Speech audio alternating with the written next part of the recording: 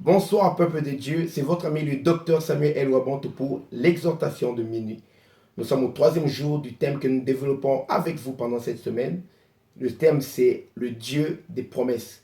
Et le sous-thème que je vais parler avec vous ce soir c'est la fiabilité de la promesse.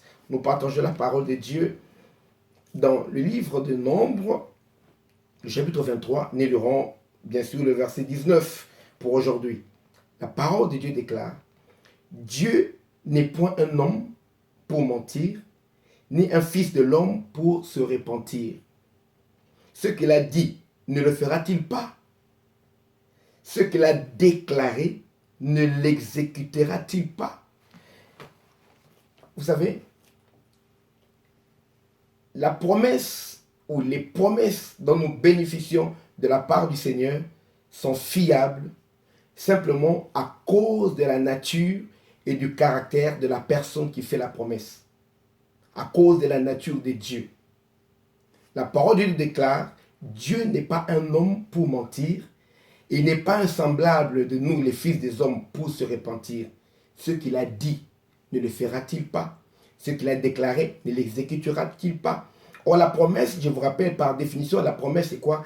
C'est l'action, ou bien c'est l'acte par lequel on s'engage de donner quelque chose à quelqu'un, ou on s'engage de faire quelque chose pour quelqu'un. Donc, quand Dieu promet, quand Dieu parle, c'est un engagement. Nous pouvons être sûrs que ce que Dieu dit, il le fera parce que Dieu ne ment pas. Des fois, les gens, les hommes, les fils des hommes, ils disent, ils promettent, mais après, derrière, ils sont incapables. Des fois, ce n'est pas par besoin de mentir ou bien ils veulent se dérober. Non, simplement parce qu'ils ont des capacités qui sont limitées. Quelqu'un peut te promettre: viens dans un mois, je te donnerai 1000 euros, 1000 $, peu importe. Tu reviens dans un mois et entre-temps, lui a connu un problème, ce qui fait que ses ressources ont diminué. Et quand tu reviens, dis: je suis incapable d'honorer ma parole. Or, Dieu a des capacités illimitées. Le Seigneur veut te parler, fils de Dieu, fille de Dieu. Ne doute pas sur les promesses de Dieu, les promesses que Dieu t'a faites, que ce soit par révélation, que ce soit par prophétie, ou bien les promesses que Dieu a pu faire dans la Bible. Il y a plus de 8000 promesses pour nous. La promesse à laquelle tu as cru dans la Bible, tu dois savoir que ce sont des promesses qui sont fiables.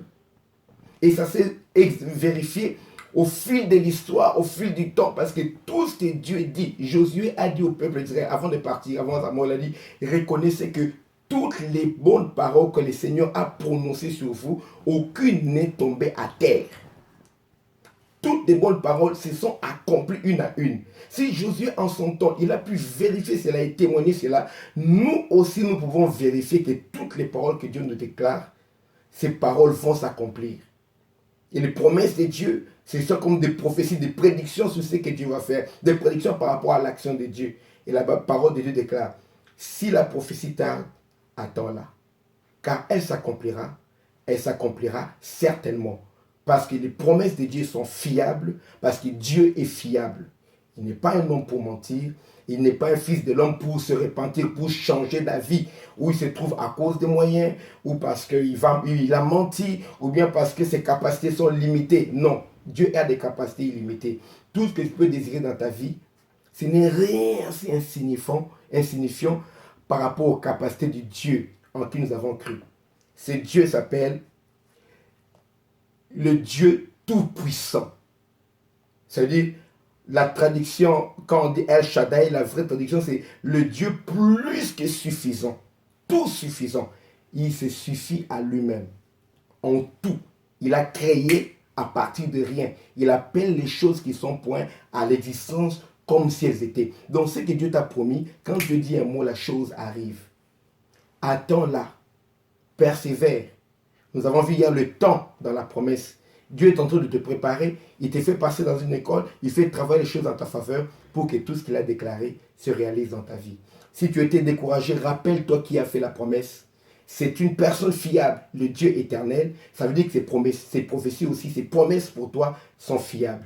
Fortifie-toi, prends courage. Attends avec foi les promesses de Dieu parce qu'elles s'accompliront. Elles s'accompliront dans ta vie certainement. Seigneur, merci pour ce moment. Fortifie tes enfants, ceux qui étaient découragés par rapport aux promesses, par rapport à l'attente de l'accomplissement de ces promesses, ceux qui sont écartés, détournés, ramène-les vers la promesse. Fortifie-les dans ces temps, qu'ils aient la patience, la foi et la persévérance. Papa, à toi maintenant d'agir, d'accomplir ta promesse dans la vie de ton fils, dans la vie de ta fille, afin qu'il te glorifie en te rendant grâce et que le monde voit que ce que tu as dit dans sa vie, tu le réalises, tu l'accomplis parce que tu es fidèle et tes promesses sont fidèles. Au nom de Jésus-Christ, j'ai ainsi prié. Amen. Voilà, nous nous retrouvons encore demain à la même heure, minuit, heure de Paris, pour notre tranche exhortation de minuit avec votre frère, le docteur Samuel El Wabantou. J'invite tout le monde à retourner à la parole.